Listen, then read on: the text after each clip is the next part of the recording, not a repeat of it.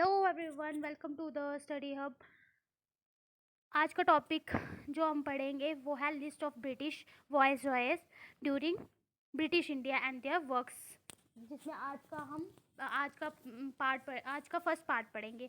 British voice के बारे में पढ़ेंगे ब्रिटिश इंडिया के टाइम पे। तो सबसे पहले जो थे वो थे लॉर्ड कैनिंग। इनका टाइम पीरियड था 1856 से 1862। तो चलो इनके वर्क्स पढ़ते हैं हम। ये क्या थे? The last governor general and first viceroy थे। क्या थे? Last governor general during the revolt of 1857। और ये जो गवर्नर जनरल थे वो 1857 के रिवॉल्ट के टाइम थे। On November 1858 the rule passed on the crown. On November 1858 में इन्होंने एक रूल पास किया क्राउन क्राउन पे एक रूल पास किया, विड्रू डॉक्ट्रीन ऑफ लैप्स। अब इस टाइम इनके टाइम पे क्या हुआ? डॉक्ट्रीन ऑफ लैप्स जो था वो विड्रॉ हो गया, ख़त्म हो गया। The universities of Calcutta, Bombay and Madras were establish in 1857। और यूनिवर्सिटीज़ खुली कलकत्ता में, बॉम्बे में और मद्रास में 1857 में, और इन्हीं के टाइम पे खुली थी। The Indian council act was passed in 1861 में, और इन्हीं के टाइम पे इंडियन काउंसिल एक्ट जो था वो पास हुआ था 1861 में। Criminal procedure code and the Indian panel code were introduced. In criminal procedure code जो था ये इंट्रोड्यूस हुआ, और इंडियन पैनल कोड जो था वो इंट्रोड्यूस हुआ कब? 1861 में। अब लॉर्ड एल्गिन सेकंड थे।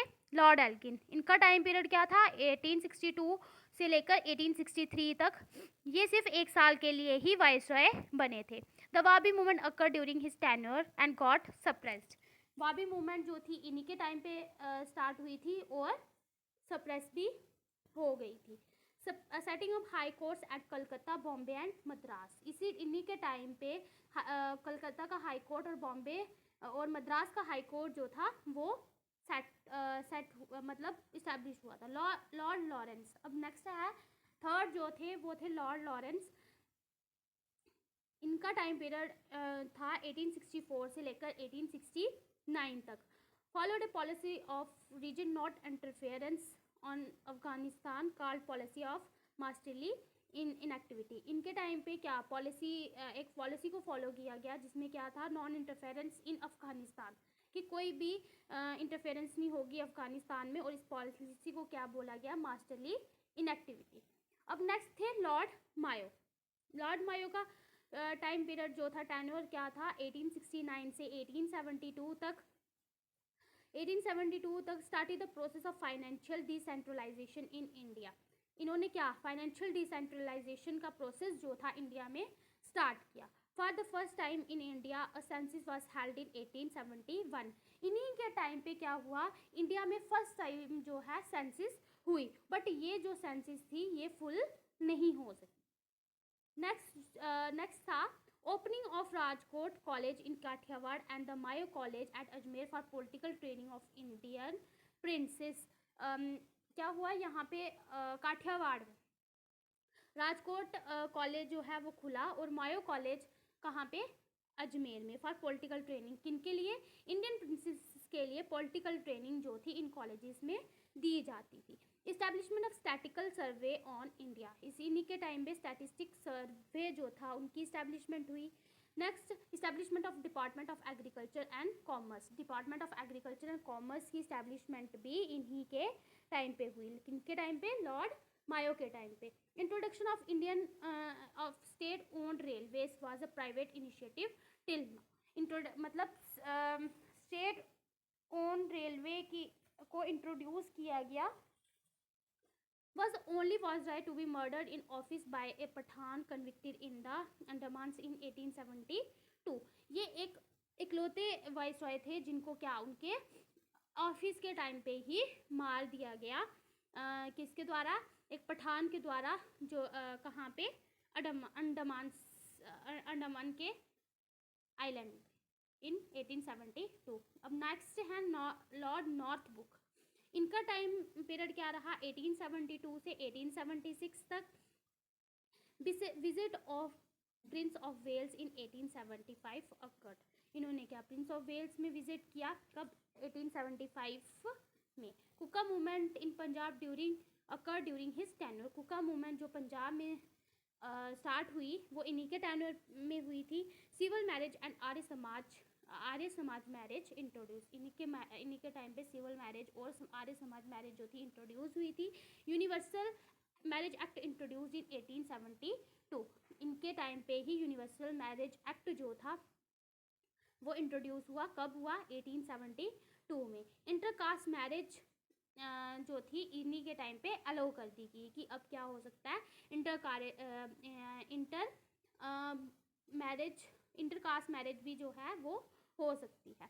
अब नेक्स्ट थे लॉर्ड लिटन। इनका टाइम पीरियड जो था वो 1876 से लेकर 1880 तक रहा।